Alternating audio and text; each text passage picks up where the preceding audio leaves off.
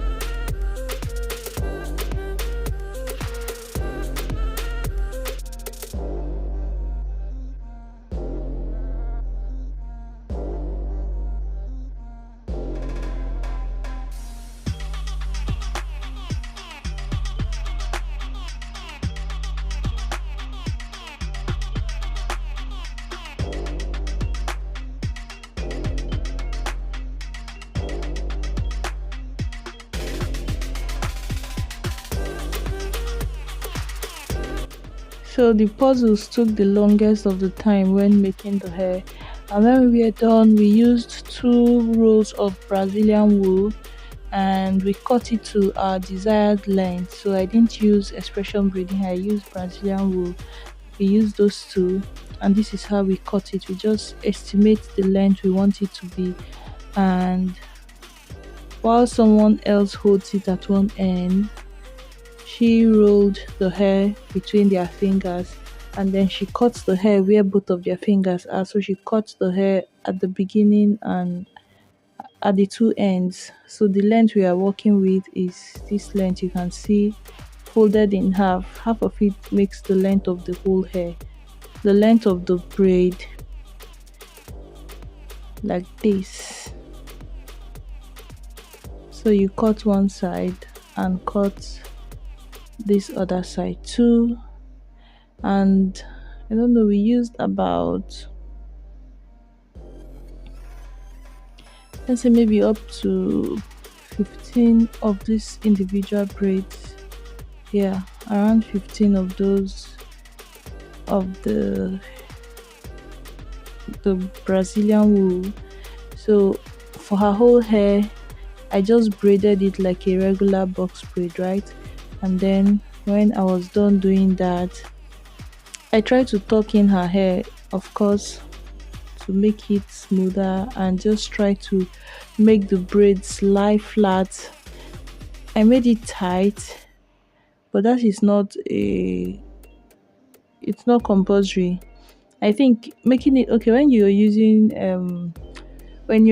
braiding hair extensions, it is going to be lighter than when you're using wool. I used wool and I made it tight, so the hair was like stiff.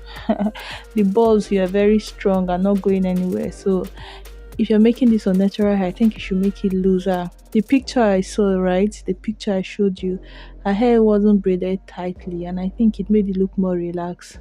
Yeah, we should have actually made this hair more relaxed instead of making the braids tight. I think it would have come out better. But we just saw the picture and decided to recreate it. This is the first time, so it's alright. I did that on all the hair, and you can see the small piece of hair I left just above this box braid, above this puzzle braid I am about to make. There's this tiny piece of hair left there. We left that hair so that we can braid the one that crosses her forehead on the two sides. So you feed in the hair extension, start braiding from one side. When you get over to the second side, you grab the hair, finish it off. Ideally, I was not supposed to braid this box braid until we had done that small part. Then I can add the tail of the tail of the one that crosses her forehead into this braid and incorporate it into this braid to make it just disappear and have just a dangling braid. But we didn't remember that, and what we did was, after making all the box braids, in short, we were done with the hairstyle before we remember to add the one that runs through her forehead. So what she did was, she just wrapped the loose end of the braid after crossing to her forehead and adding the two sides. She just wrapped it to the base of one of these puzzle braids, and it came out very okay, very very nice. So this is how I made the rolling part. I just I bent the hair from the base and just rolled it. Guys, in that picture, her hair was rolled all the way. I don't know why I remained like, okay, I was just working with the length I wanted, but an option is for you to roll it all the way. I think that is still really, I think it's final. It's final actually, but we wanted a little length. I don't even know why we wanted a little length, but we remained about 2 inches of the hair. So guys, at a point it was difficult for me to pull out the needle. That was just because my hand was greasy. I had oils from making the hair on my hand. I tried to use her shirt. That's my assistant, but I am very I've been using needles for years to make like sewing and hair. There is no way I would have poked her. Like, I have never poked someone self. I am very good at handling the needle. So from this angle, it might look like I was really aiming towards her skin, or I might have poked her, but no. This angle, it's not even close. It looks very close to her, but no, that don't have. But you should be very careful if you're using needle and thread to work on someone, of course. So this is the back of the roll. That's where I make the final knot. When I am done, I knot it at the back side of the roll where will be facing her scalp, and then cut it off. So you're going to watch her do it on herself, and then we are almost done. So she's going to do this one by herself. So in case you want to make the hair by yourself, although I don't think you can make the puzzle section, I cannot say can't though, because some people are wonderful. So just roll until you get to your desired length, and then you use your needle and thread. She's just making sure it's lying where she wants it to lie, and how tight you roll the hair is going to determine how large the ball will be.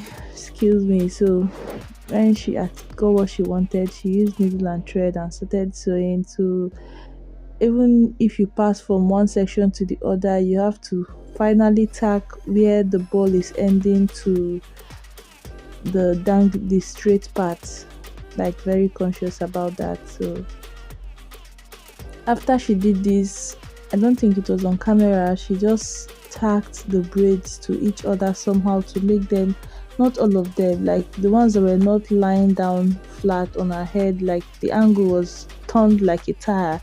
She tacked it down so that they would lie down flat, especially the ones against her face, just very lightly, just maneuvering their direction a little bit, and it came out really unique and beautiful, especially with the puzzle design we added down. It just made it more interesting.